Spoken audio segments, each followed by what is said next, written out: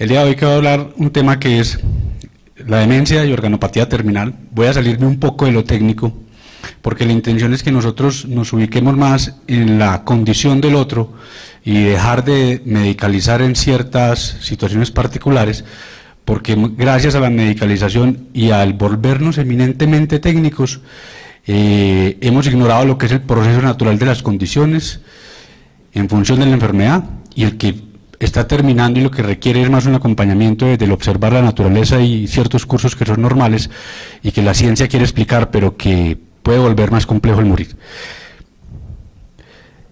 Traigo esta diapositiva porque voy a mostrar algunas de las imágenes que corresponden a pacientes reales, en condiciones reales. Mi intención es poder movilizarlos a ustedes. Si se escapa una lagrimita por ahí, pues no sería nada malo, porque creo que el sentir por el otro hace que nos interesemos más por el otro. Y lo que llamamos supuestamente empatía, y lo que llamamos en algunas partes medicina compasiva, que infortunadamente se ha perdido. Quiero traerles un casito especial en este momento, y al final del casito quiero hacer una pregunta, y es que me respondan de manera sincera. ¿Quién de todos ustedes finalmente decidiría, yo alimento a ese paciente o no lo alimento?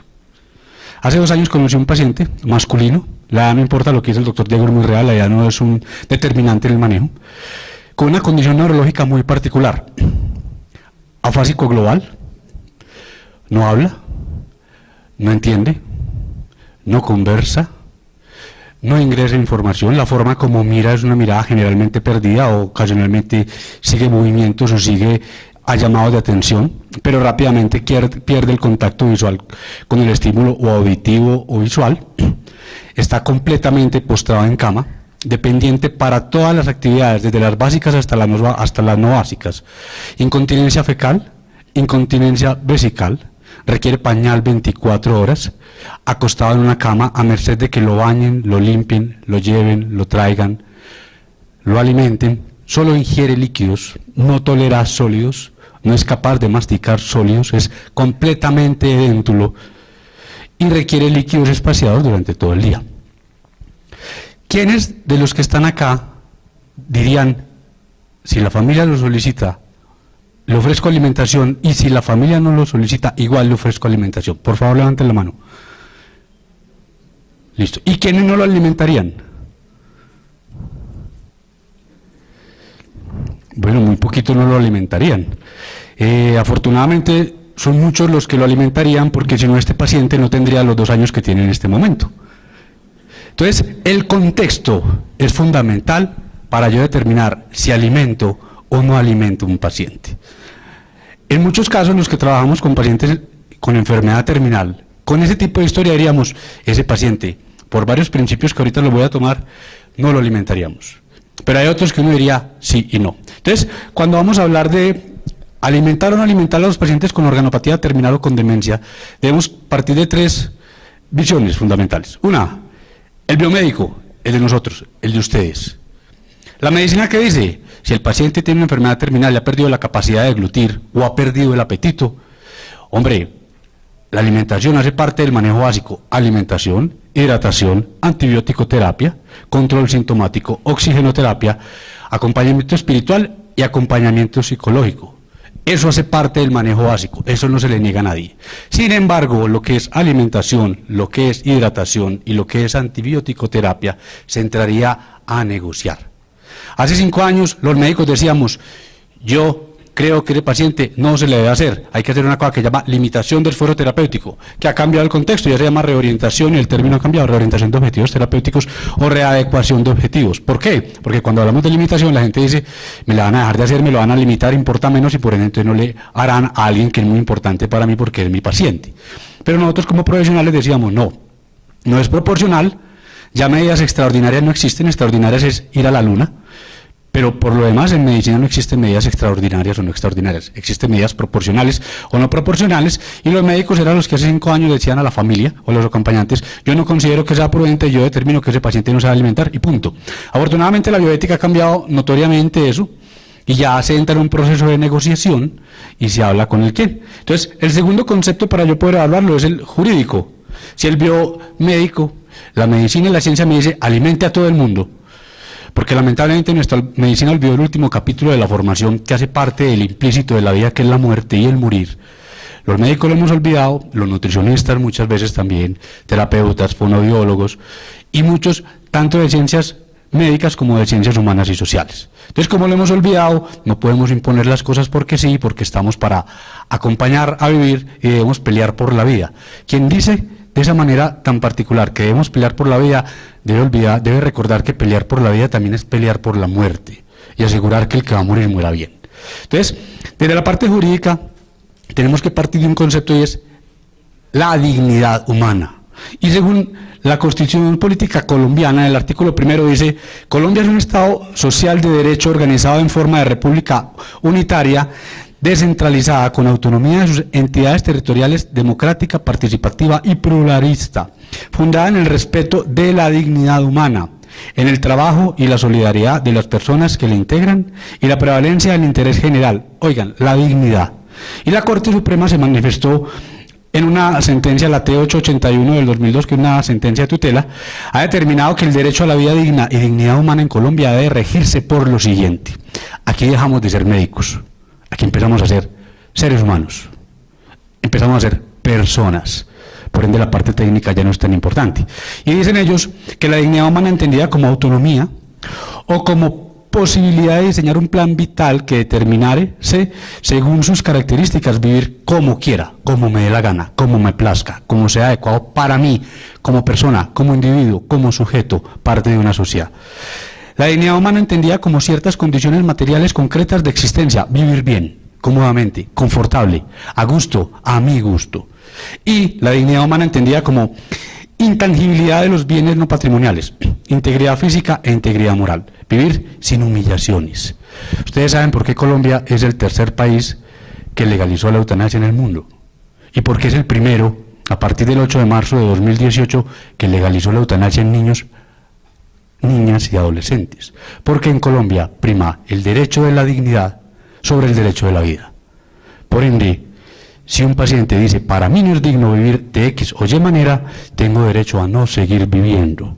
En otros países no hay eutanasia porque prima la vida, así la condición de vida no sea digna para ese sujeto, entonces los obligamos a seguir viviendo. Y la tercera, pues la parte de la bioética. Y para abordar el tema de la bioética, pues lo ideal es que juntemos las tres cosas: 1, lo biomédico; 2, lo jurídico; y 3, lo que es éticamente correcto. No solo para mí como profesional, para el otro que estoy tratando. Entonces, tenemos tres posibilidades de definir si se debe hacer o no se debe hacer, si se debe alimentar o no alimentar. 1, voluntad anticipada. Hay una resolución de voluntad anticipada que salió después de la ley de cuidado paliativo, que dice que el paciente tiene derecho, en un documento notariado, a exigir que se le haga o se le deje de hacer, que se avance o no se avance. Y legalmente estamos en la obligación de cumplirlo. ¿Por qué? Porque el paciente, en su voluntad y partiendo de su dignidad, determinó que no se le hiciera. Si no poseemos la voluntad anticipada, tenemos un paciente con una organopatía terminal muy avanzada, pues entonces tenemos un segundo recurso: consentimiento sustituto o juicio sustituto. Doña Ramona, la esposa de don Ramón, que viven en el campo, a 3 horas de la ciudad principal o la cabecera, en una vereda, que tienen que ir en mula de la carretera principal y se demoran 40 minutos a caballo a mula. Ella sabe que su esposo de 85 años, que acaba de hacer un derrame extenso, que le comprometió el movimiento, que le comprometió el habla, que le comprometió gran parte de la conciencia, la deglución y la masticación, ella entiende que su esposo no aceptaría, siendo un agricultor que se levanta a las 3 de la mañana a golpear la tierra, a ordeñar y arreglar todo lo de su tierrita, no aceptaría estar en una cama postrado a merced de tecnicismos nuestros y artificializar un proceso de vida que para ella, a la edad de su esposo, es adecuado. Entonces ella dice: médicos, terapeutas, nutricionistas, demás, por favor, déjelo quieto. Pero es que lo va a dejar morir de hambre. No, no se va a morir de hambre, se va a morir de una condición natural que lo está llevando al morir. Póngale el nombre que le ponga. Usted no lo está matando, la falta de alimento. Yo no creo que la naturaleza sea tan cruel que las sondas de alimentación, gastrostomía y demás, que aparecieron a mediados de 1800, hay reportes de formas de alimentación anterior por vía rectal, específicamente en monarcas, pero lo mejor constituido fue como desde el siglo XIX para adelante. Yo digo, el ser humano del siglo XIX para acá es diferente al ser humano del siglo XIX para atrás. Antes de las sondas, la gente no se moría de hambre. La gente no se moría de inanición. Después de las ondas, la gente se muere de hambre, se muere de inanición, se muere cruelmente, se muere de manera inhumana y digna, y por ende hay que obligarlos a comer cuando su naturaleza les dice es justo. Hay algunas situaciones en las cuales nosotros debemos hacer ciertos paréntesis, pero hay otras que son bastante claras en su evolución y que nos invitan a nosotros a ser consecuentes con la realidad. Entonces, cuando no tenemos el consentimiento sustituto o el juicio sustituto, no tenemos un familiar o un doliente que conozca a don Ramón. Don Ramón estaba en una cita médica aquí en Bogotá, no estaba con su esposa que está en el pueblo, y hizo la CB acá, y llegó a urgencias, y no hay nadie quien pregunte, nadie quien sepa. Entonces, ¿qué hacemos? Mayor interés. Un paciente de una contextura bonachona, con unas facies expuestas al sol, arrugadito, con piel gruesa, unas manos llenas de callos, musculoso, que uno ve, este hombre es un agricultor, hizo un ACV extenso de todo el hemisferio cerebral derecho, que está postrado en cama, que no se comunica, que está afásico, le meto una gastrostomía, que le meto una sonda, puede ser, puede no ser. Entonces empezaríamos a juzgar ahí sí nosotros, si el mayor interés que es ese paciente, no el que yo quiera, sino ese paciente, es adecuado que le haga ese tipo de intervenciones. Cuando tenemos una paciente con un retardo mental moderado, muy funcional, ama de casa, quien vive con su mamá en su pueblo, se diagnostica un cáncer gástrico. ¿Ustedes qué creen que le puede preocupar a esta muchacha en ese contexto, en una camilla, en urgencias del hospital, en su condición previa por lo que les conté? No si tiene o no tiene cáncer, no si se va a curar o no se va a curar, puede que no entienda lo que es un cáncer. Además que muchos de nosotros no sabemos ni siquiera explicar lo que es el cáncer a la capacidad de comprensión del otro. Es una cosa que yo hago hincapié a los estudiantes, debemos subirnos a la capacidad comprensiva del otro, y eso se llama coloquialidad.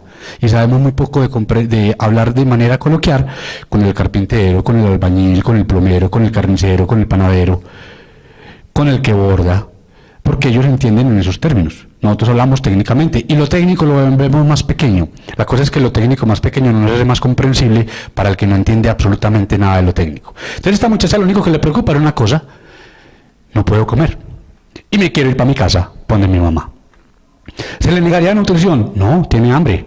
Entonces, mientras que la paciente está con la condición de una obstrucción, no total, pero sí una obstrucción bastante grande de la vía digestiva, se le pone la sonda. Inicialmente era porque estaba con síntomas obstructivos, pero puede ser una paciente que no está vomitando, solo que no tolera sino mínimamente los líquidos, y no alcanzamos a darle el suplemento que requiere, la nutrimos por ahí hasta que se le ponga el esteno, se le haga cualquier otro tipo de intervención y se mande para su casa.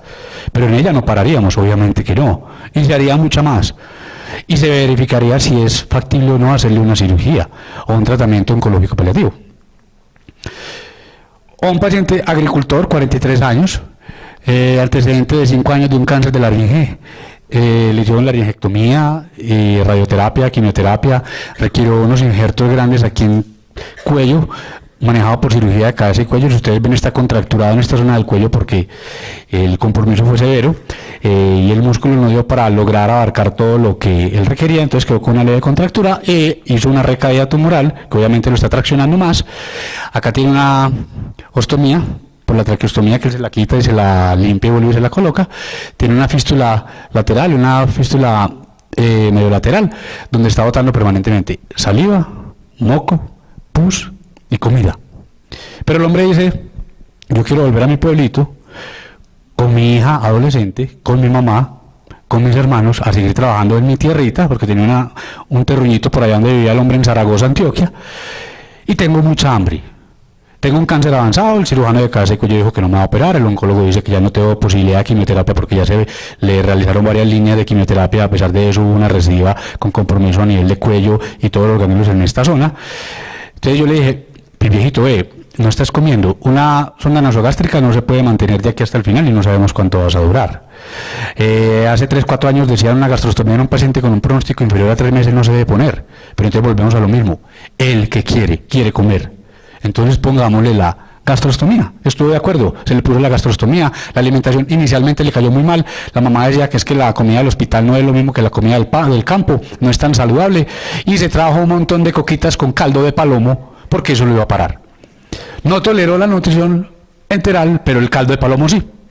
Ese no le dio vómito, lo puso bien rozagante, y el hombre se fue para su tierra a terminar ya su enfermedad. Lamentablemente por problemas de asegurabilidad no se le dio el medicamento que estaba utilizando, una dosis alta de analgésico, le tocó venir a Medellín, estar hospitalizado una semana mientras se le entregaba el medicamento que se le estaba aplicando, y de ida a Zaragoza, en las 4 a 5 horas de viaje, el hombre empezó a sangrar por la traqueostomía y la fístula, llegó inconsciente a la casa y murió indudablemente por un shock producto de sangrado. Pero se le contempló hasta el final, se le dio gusto en lo que quiso. Llegó un punto donde se le ofreció incluso sedación paliativa y el hombre estaba listo porque pedía eutanasia de entrada. Pero la justificación eutanásica de este señor no era por la enfermedad, era por el dolor. Cuando se resolvió el dolor, él dijo, no, yo quiero seguir, resolvamos lo demás. O una paciente como esta que tiene un tumor extenso a nivel de cuero cabelludo. Si ustedes ven estas cositas, es una miasis, está llena de gusanitos. Y está haciendo erosión, cuero cabelludo, calota y a cerebro.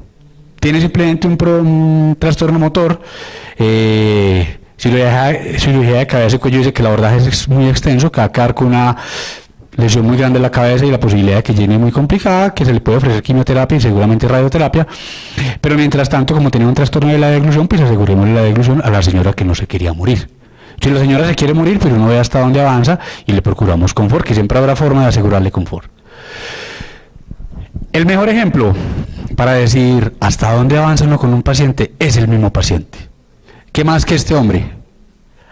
Hasta los 76 años, 50 y tantos años de una edad avanzada, que nunca se quiso morir, que permanentemente decía hágame, hágame, hágame, hágame, hágame, y que nosotros, si este fuera un señor llamado Julián, trabajador en una empresa, ganándose un salario mínimo, y llega a un servicio de urgencias, probablemente muchos de los médicos le dicen, no, mijito, yo a usted no le voy a poner una traqueostomía, yo a usted no lo conecto a un ventilador. Gastrostomía sí, pero ventilador es una maniobra avanzada, eso no es proporcional.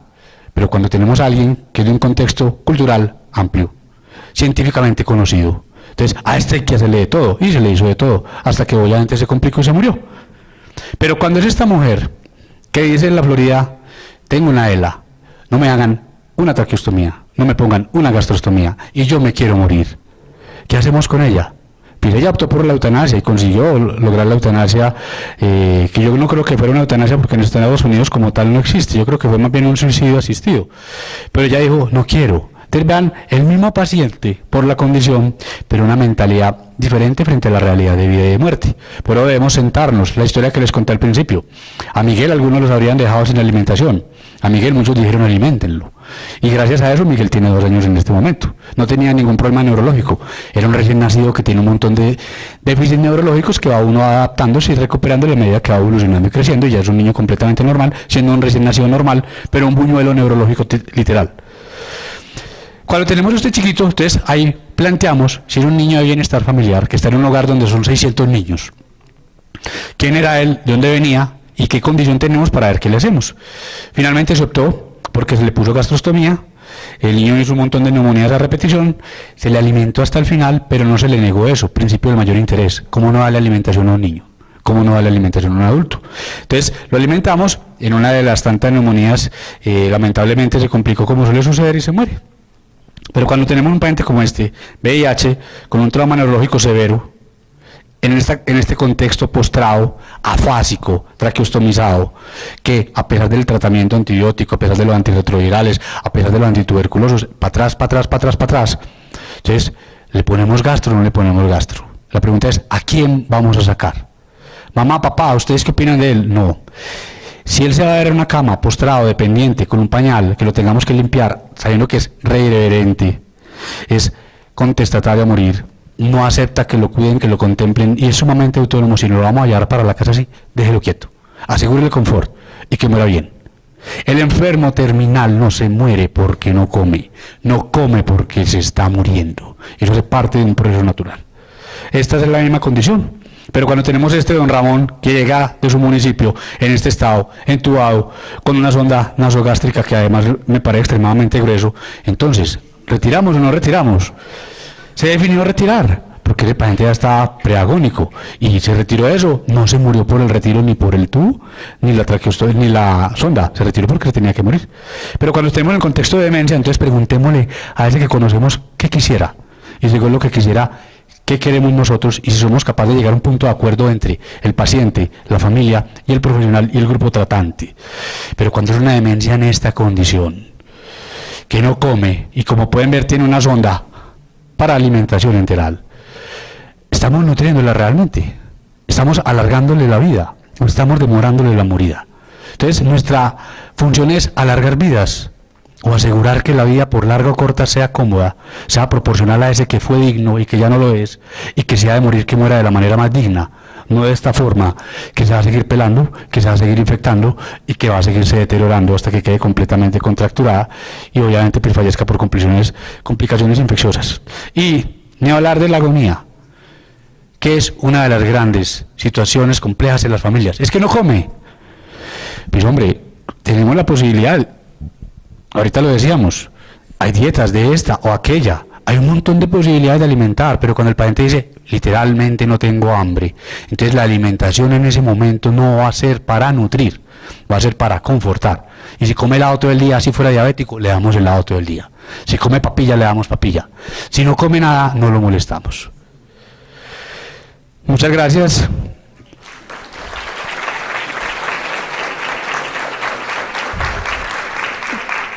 Para alargarme un poquitico, si buscan en internet, en Facebook, en Instagram o en la mayoría de las redes sociales esto, encontrarán muchos recursos en función de la terminalidad para la familia, para el paciente, para el profesional y el acompañante.